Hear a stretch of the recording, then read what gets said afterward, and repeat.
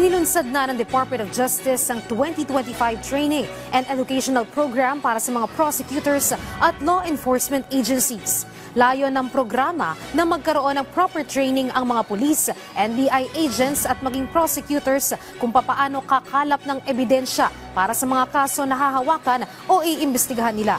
Layon din itong magkaroon ng reasonable certainty of conviction o sigurado at sapat na ebidensya ang mga kaso bago ito isampa sa korte.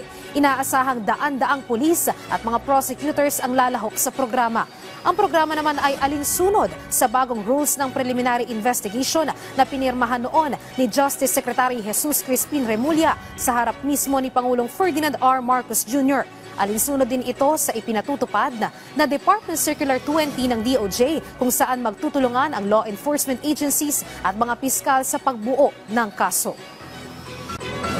Sana dumating ang panahon nila na talagang doon tayo nakatutok sa ideya na ang hustisya ay mananaig sapagkat ginawa namin ang aming tungkulin na mag-usap-usap at paghandaan ang labanan. Hindi lang sa kalye kung saan natin hinuhuli ang kriminal, kundi sa korte kung saan pinapasyahan ng lipunan ang taong nagkaroon ng pagkakasala sa ating sistema ng batas.